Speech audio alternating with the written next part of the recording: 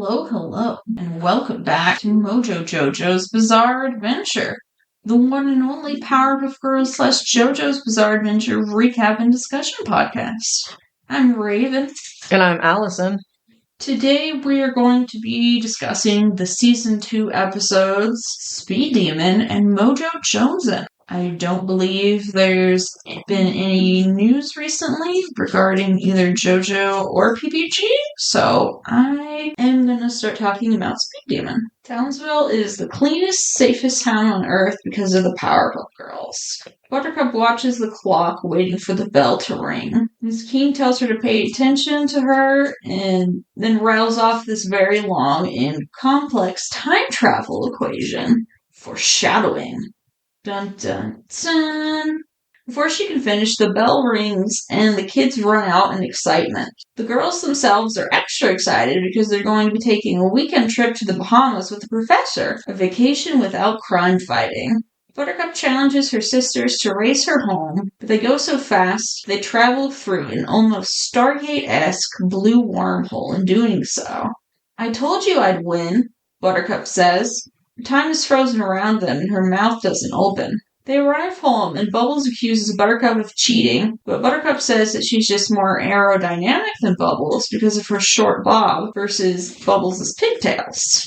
Bubbles immediately starts to wail and cry for the professor and goes looking for him in his basement laboratory. But things are not right. It is dusty and ruined, and the professor says to himself in a raspy voice, "Sugar and spice and powdered rice. No, that's not right. Why didn't I write it down?" Even though in a previous episode, even though last week we discussed that he did in fact write it down in his and made a book. Yeah, when the girls tried to make Bunny, they kept substituting all the ingredients, and that's how they made Bunny and not another sister more similar to themselves. As the girls approach him, they see he is a wrinkled, white-haired old man. He kind of looks like Ben Franklin.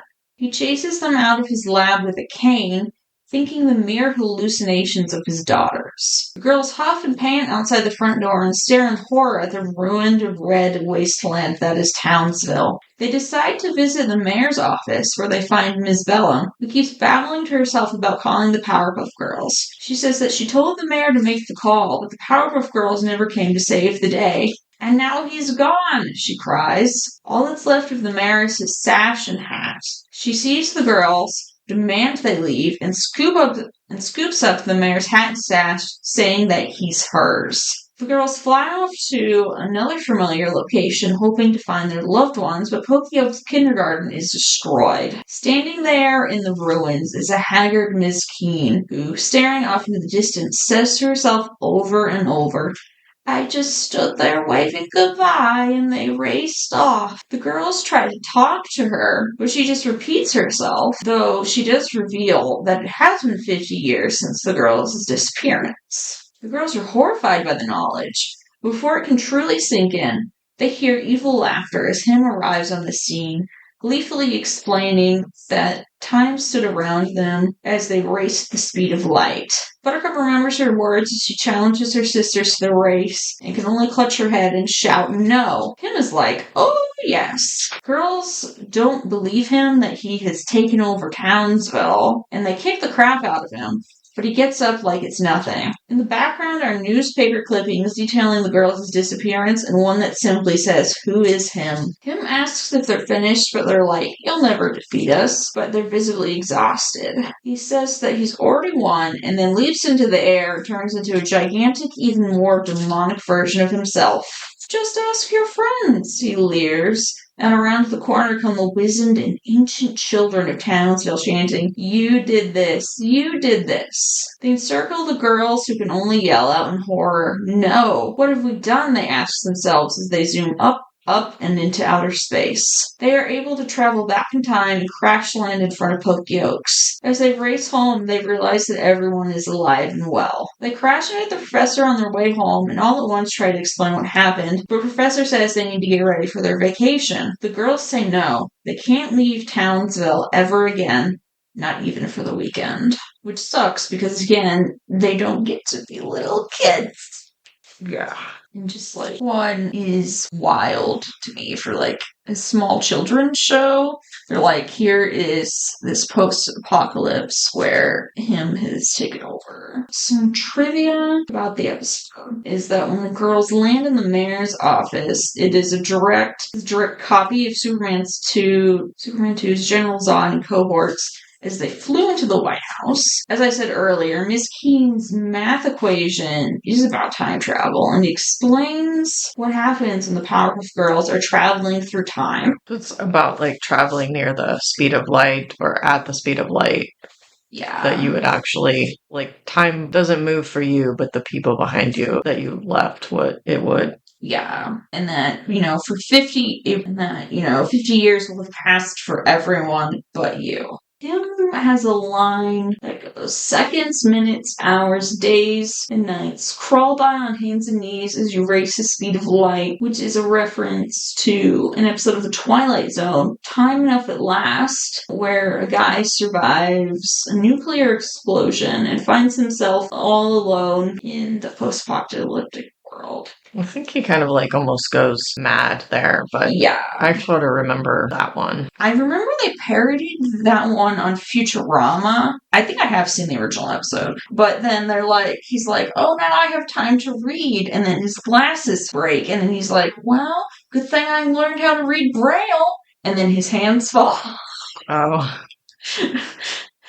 Or like, I think maybe his eyeballs fall out too. I don't remember. Yeah, I'm sure one could figure out other stuff to do if you were all alone, but I could see that making you go crazy. I suppose if there were still animals, I would probably be okay. To talk to, I mean, and like have a friendship with.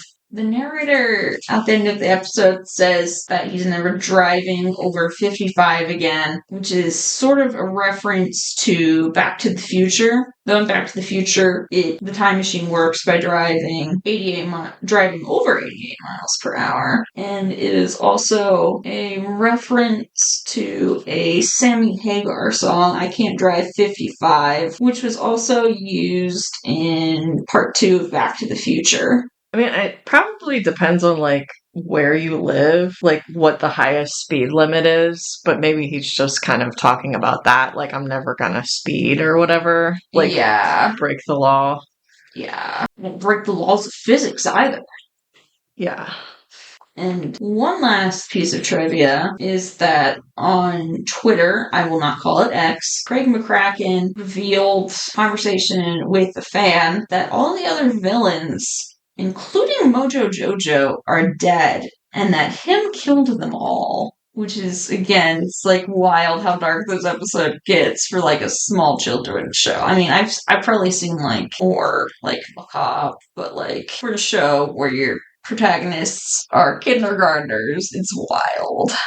I mean, a lot of the references are like not for kids. Yeah. But yeah, this is kind of a super dark episode. Because I'm not sure kids would necessarily, like little kids, totally understand what occurred, like with the time travel.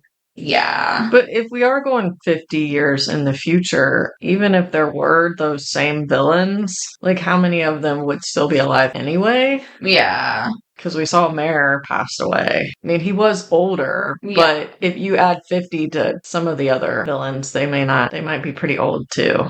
Right. Yeah, it probably would be hard to maybe like understand what's happening if you did see the episode like first as like a small child. I think I first saw it like as a rerun on Boomerang, and I was probably like 17, 18, 19. So I was just like, holy shit. I mean, him seems to have like crazy powers. I'm not sure why he's been held back by the Powerpuff Girls anyway.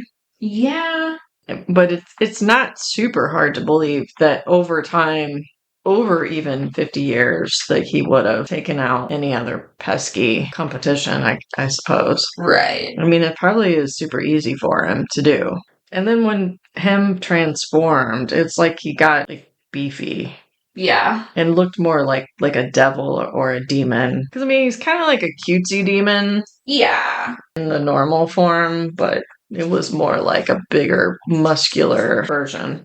Yeah, and he's not particularly like scary unless you're scared of like his lobster claws normally. But then when he transforms, like This just kind of reminds me of like the Sandman episode, like with where they're too scared. Only, I mean, I take it this really did happen to them and it wasn't just a dream. yeah, But like they were kind of scared to stop doing their normal duties. it sucks. I feel like they can't even like go on vacation or anything. But like, I don't feel like if they did go on vacation, that everything would totally go to shit if they were gone for like 2 days. Because like they were gone 50 years in the episode, unless like him waited until they were gone just 2 days and is like, well, I'm gonna take over now. I don't know. I want them to be able to have fun. Yeah, I think like when they were given a curfew, it was almost like did they put it on the news or what? Because it was like the villains were just like they were almost like a parade into Townsville. Yeah. So I would just think as long as it wasn't well known, although I could see the mayor if he knew not keeping his mouth shut. Yeah. Because the girls are always like zipping in and taking care of stuff, you would think these guys would be a little more hesitant to even try anything. Right. But why, like, as long as no one knew that they should be able to take a weekend away because they would assume the Powerpuff Girls are going to show up. I'm not sure why they keep this is like just like a common theme. It's like I don't know, maybe not every couple of episodes, but there's probably been 3 or 4 so far where it's like, we can't go to bed on time. That they need time off. Like, then they need to like, why is Professor not advocating for them? Yes. Or like, I don't know, even like Miss Bellum or like, I know Miss Keene did say, hey, they need a curfew, but then it was like almost immediately tossed aside. Like they need some adult to be like make it a permanent fix. Yeah. You shouldn't just like always have to constantly worry about having the town's problems on their shoulders. I mean, like Spider-Man, he still goes to school. He still attends high school. Yeah. I think they have that hotline at school too, don't they? Yes, they do. They don't even get time off for education. They need to be addressing why the town is constantly being attacked. Yeah. Like the girls should maybe only be doing something once a week where they absolutely like the girls are needed. Yeah. There shouldn't be like a monster showing up on the daily. It's ridiculous. And then it's like, what are the other like towns and cities near Townsville? Like what goes on with them with the monsters too? Are like they affected? Are they just like spawning and coming up out of the ocean? Yeah, it's like the Pacific Rim. Yeah. I mean, a lot of them are kind of like Godzilla-like beasts, but yeah. That's why I'm like, Townsville is on a hell map. the next episode in this episode is MoJo Jonesin. These episodes aired June 2nd, 2000. And one thing I noticed, it lists like when these air in other countries, and I wasn't really paying attention, but this one in particular, it aired like 6 months earlier first in Australia before in the United States. I'm not really sure why that is, but I just thought that was interesting. Lucky.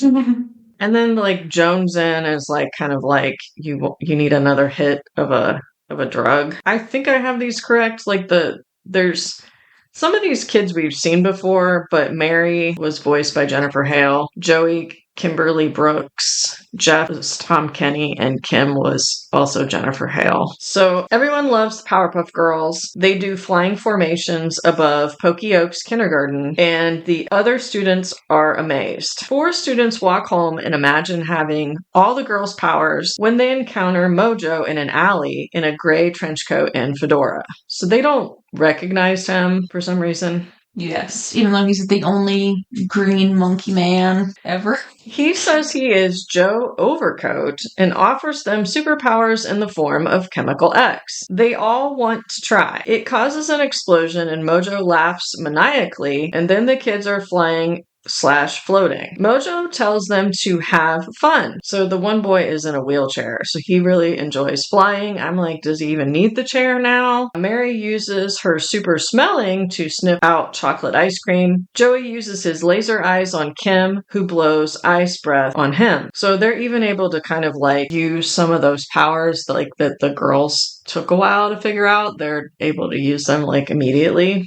Right. They talk excitedly, but float to the ground, having lost their powers, and look for Joe Overcoat in the alley. MoJo soon appears with more Chemical X, but asks them to destroy the Powerpuff Girls in return. They agree easily. Yeah, they do that like way too quickly. They're just like, okay. So it's like, I think later it's kind of said, like, MoJo was to put something in that Chemical X, like, to make them addicted. I don't know after one try that they would have been. And he never says that he put something in it. So I'm just like, really? I think maybe they really enjoyed having the superpowers.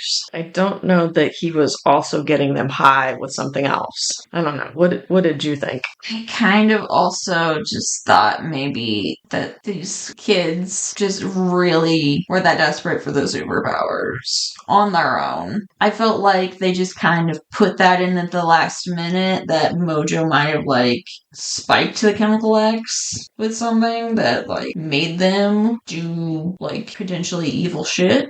Yeah. Just like, maybe if it was written a little differently, you wouldn't feel like that was just like shoehorned in at the last minute. Yeah, it's never mentioned until I think Bubbles brings it up that they put something in it, or MoJo put something in it, and I don't think that he did, because MoJo probably would have had some sort of, long-winded explanation. I'm going to get these kids addicted to Chemical X so they can beat up the Powerpuff Girls. I added an addictive substance. He would have went on about it, and I feel like they could have played up the Jonesin somehow, like where they were kind of twitchy or like, maybe scratching their arms or something, like, because I think sometimes that's a thing with like when you're withdrawing, like you feel itchy all over. I don't know, but like, and I know this is a little kid show, but we just had like a whole Twilight Zone episode previous to this that's definitely not a kids thing. So I think they could have played up if they were really addicted, the drug addiction stuff a tiny bit more. Yes. Okay, so I'm going to go back. They agree easily. So when the Powerpuff Girls show up, Jeff whacks them with his wheelchair. They zap the girls with their laser eyes and possibly destroy or kill the girls. So they're just like laying on the ground with their eyes closed. MoJo appears delighted at their demise and reveals his true identity, then flies away. He's got like these rocket shoulder pads on. I don't know if we've seen him with the rocket shoulder pads before, but I'm not sure if we've seen him with the jetpack like that before or not either. The kids want to stop him, but their powers fade again, so they hand blast the girls back to life. So, I mean, they did use the last of their powers to bring them back to life, so I think they were, like, possibly at the point or close to death. Yeah. Because it was, like, 4 people with similar powers to them zapping them. Yeah. The kids apologize and the girls run after MoJo, who is telling the mayor he has killed them, and the mayor agrees to let MoJo take over. So also the mayor very easily flopped over to MoJo and was like, oh, sure. He's just not a very smart man. When the girls bust in and chuck MoJo out the window, Buttercup bats him with a light pole into jail. Back at school, after the girls read the news story, they tell their classmates to stay away from strangers. Mary and the kids apologize again, and the girls say it wasn't their fault because MoJo put something in the Chemical X, and then the kids tell how great it was to have powers. So that's the end of the episode. But again, this should have been the what was it, a special Blossom episode or whatever. Yeah, it does read like a very special episode. I mean, yes, they shouldn't have talked to like a guy in a trench coat in an alley, but they're also small children, very easily, like, they don't know the ways of the world yet. I just don't really think it. I think the powers of the girls were kind of like a drug in that way. I just didn't buy the part that JoJo put something additional into it. Yeah. I also just thought this is probably one of the most heavy-handed anti-drug episodes I've seen, even though, like, they didn't really, like, play up that it was, like, a metaphor for, like, drug addiction. I mean, they only, like, really took it twice, and it's not like they were... like, MoJo was having them pay for it. He was just, like, giving it to them. So they weren't, like, you know, robbing their parents or breaking into houses or something to get money. But yeah. I mean, I guess it was kind of neat to see how, like, someone else might use the powers. They weren't, like, looking at least at first. I mean, it lasted so short a period of time on them. I'm not really sure why that was, why it had just, like, a temporary effect. So, like, when they used that on Princess Morbucks, like, would it have just been only temporary on her as well? Yeah, I don't know. 'Cause it seems like anytime a villain gets powers via the chemical X, like, something happens to either make it wear off, or there's, like, an antidote or something. So, it's hard to say. I'm just not sure, like, if maybe how it was, like, he just maybe gave them too small of a dose for it to be permanent, but they just kind of used it for fun. And I mean, I totally understand, like, the kid in the wheelchair, like that had to have been great to be able to, like, have powers. Yeah. But they didn't use it be like, even like lifting heavy stuff or anything, it didn't really seem like. But I don't know, this one could have maybe used to be a little bit of a longer episode. Yes. And like that it maybe over the course of a week or a month or something. I suppose the girls would have found out about it, so maybe it just made more sense for it to be a shorter period of time. But yeah, it could have used to be fleshed out more, I think, yeah. You would think the mayor would have wanted proof that the Powerpuff Girls were dead too, instead of just like, sure. Yeah, he's just like, okay, I have no choice but to give this over to you. I'm like, was Miss Bella not there that day to be like, dude, what the hell? And why is MoJo not in jail after that? Yeah. Well, wait, she did put him in jail. Yeah. But like, why didn't the mayor have him arrested? Like, why isn't he, like, we'll just see him and he'll just be free again, even though he gave drugs or superpowers or whatever to little kids. Yeah. Out there doing the most heinous shit. And it, like, his actions basically caused the girls to be killed. Yeah. And it's only because the other children kind of came to their senses that when they realized... I don't even know why it mattered whether it was JoJo or a random man. In the alley, though, it was like, oh, they didn't realize that, like, beating the crap out of the girls was bad until it was MoJo. Yeah. Revealed it was MoJo. We don't know this man. It's not like he tricked them by, like, pretending to be a trusted adult or something. Like, oh, it's my Uncle Herb. Wouldn't steer me wrong. They should have had it maybe be like he approached the group and they were all, like, scared of him, but maybe one of them came back and just one took it from him. Like, maybe the wheelchair kid because he's stuck in a wheelchair or something. But, like, that they were in a group and they still were like, yeah, we'll drink this. I don't know how he gave it to him. It was like in a little cube and it, like, blasted them. So they didn't drink it or inject it or anything. Yeah. Yeah, so I'm just not sure, like, I could see maybe it was a kid by themselves to be talked into it, but, like, the group of them just agreed to it. Yeah. And we're like, yeah, we'll beat up the girls. Oh boy, let's destroy the Powerpuff Girls. Because, like, the other ones didn't even... I mean, it was neat to try out the powers, but they didn't really... Oh, I sniffed out some ice cream. There's probably a couple ice cream places in Townsville. Or, like, an ice cream man that goes around. It's not like it was hard to find for Mary. Yeah. It's not like it was, like, in a hidden location or anything. It was just, like, this dude was, like, he had a cart and he had ice cream. Alright, I think that ends our discussion. Thank you so much for listening, and if you haven't already, it would be super cool if you could subscribe to the podcast and maybe leave us a review on, say, Apple Podcasts or Spotify or wherever you listen to podcasts. I know some people might be watching this on YouTube instead, so on there, like, comment, subscribe. That would be super helpful. We could use some reviews left on Apple and, like, some ratings so that, like, our podcasts can be hopefully shown to more people. Yeah, we'd love to reach a wider audience. And we'd like to hear some feedback, maybe what you'd like to hear more of or less of, or other things you'd like us to be covering. Like or even just your thoughts on the episodes that we're covering. That would be great too. Yeah, like, here's my call to action. What would you do if you with the girl's powers for a short period of time? Hopefully you wouldn't try to kill the girl.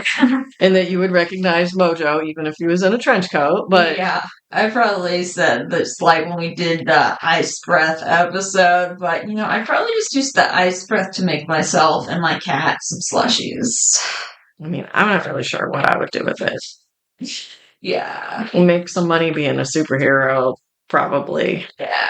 Or like even with Speed Demon, this topic keeps coming up. What is your solution for the girls having free time from having to be superheroes? Because they are little kids. It's not their full-time job. Or it shouldn't be their full-time job. And even a full-time job is still just like 8 hours a day. Right. So what solution, I don't know if they ever do find that on the show, but what solution can you think of so that they can at least like sleep through the night?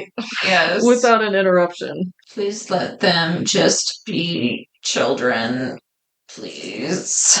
But yes, check us out. We've got 2 podcasts. We also have What We Pod in the Shadows about what we do in the shadows, and we've reviewed the last and newest season 6, and now we're starting back with season 1. So check out our podcasts and share them with your friends. Yeah.